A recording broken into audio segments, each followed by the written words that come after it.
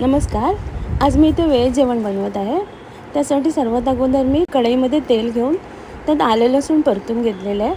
त्यात एक उभा चिरलेला कांदा परतून घेते आणि कांद्याबरोबर ओलं खोबरं घालून लालसर होईपर्यंत भाजून घेते. कढईत तेल घेतलेले आहे, त्यात कांदा आणि कढीपत्ता घालते फोडणीला आणि परतून घेते. कांदा नरम झाल्यावर एक टोमॅटो घालते, बारीक चिरून ठेवलेला. टोमॅटो नरम होईपर्यंत परतून घेते.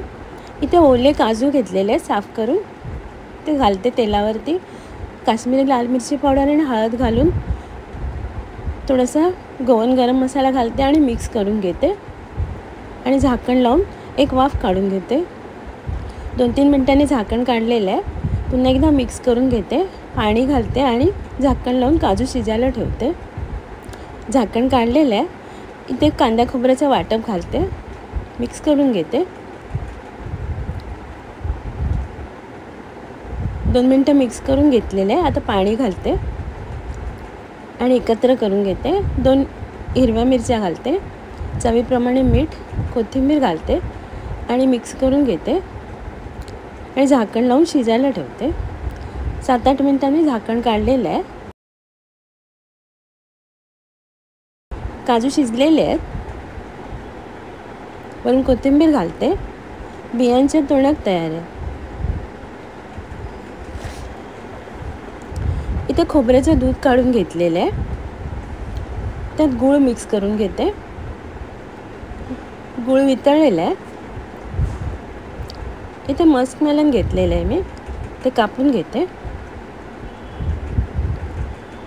त्यातल्या बिया काढून घेते.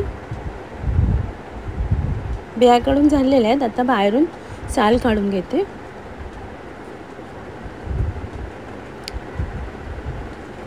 साल काढून झाल्या तर त्याचे 2 तुकडे करून घेते आणि किसणीवर ते किसून घेते. अशा प्रकारे किसून झालेलं आहे. खोबऱ्याच्या दुधात किंचित मीठ घालते आणि किसून ठेवलेलं मस्क मेलन घालते आणि मिक्स करून घेते. पोहे धुवून घेतलेले त्यात घालते आणि मिक्स करून घेते.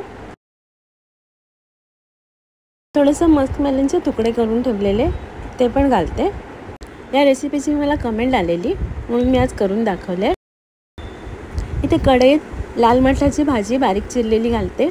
कांदा आणि हिरवी मिरची घालून झाकण लावून वाफ काढून घेते. झाकण काढलेले आहे. भाजी पुन्हा परतून घेते. चवीप्रमाणे मीठ घालते आणि झाकण लावून भाजी शिजायला ठेवते. मीठ घातल्याने भाजीला पाणी सुटलेले आहे.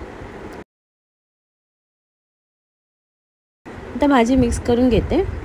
ओलं खोबरं घालते आणि सगळं एकत्र करून घेते आणि झाकण लावून वाफ काढून घेते.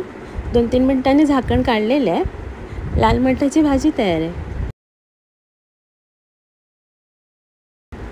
कढईत तेल घेतलेलं आहे. त्यात थोडंसं तूप घालते, मिक्स करून घेते. फोडणीला राई आणि जिरं घालते.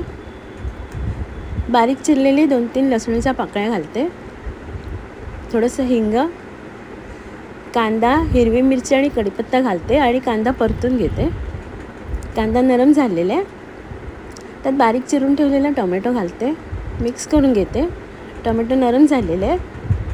थोडीशी हळद घालते, कोथिंबीर घालते वरून आणि मिक्स करून घेते. शिजून ठेवलेली तुरीची डाळ घालते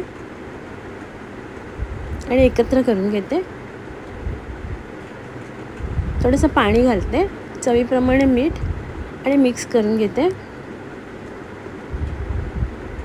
आणि डाळीला उकळी काढून घेते. डाळीला छान उकळी आलेली आहे. वरून कोथिंबीर घालते. तुरीच्या डाळीचं वरण तयार आहे. तर कढईत तेल घेतलेलं आहे. त्यात फोडणीला राई आणि जिरं घालते.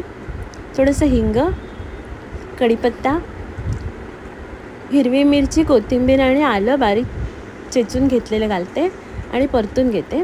थोडीशी हळद घालते. 2 उकडून बारीक कापून ठेवलेले बटाटे घालते आणि मिक्स करून घेते. थोडंसं पाणी घालते,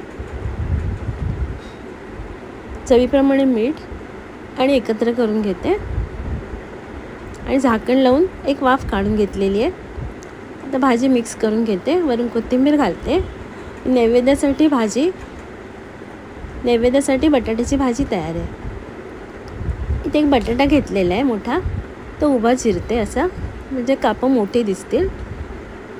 कापं तळ्यासाठी मी कापून घेते. अशा प्रकारे बटाट्याची कापं कापून झालेली आहेत. ती स्वच्छ धुवून घेते. हळद, लाल तिखट आणि चवीप्रमाणे मीठ लावून घेते व्यवस्थित. 5-10 मिनटासाठी बाजूला ठेवलं होतं मी. इथे रवा, तांदळाचं पीठ, लाल तिखट आणि मीठ घालून मिक्स करून घेते आणि बटाट्याच्या कापांना लावून घेते. बटाट्याच्या कापांना रवा आणि तांदळाचं पीठ लावून झालेलं आहे. ते पॅनमध्ये तेल गरम करायला ठेवलेलं, त्यात कापं फ्राय करायला ठेवते.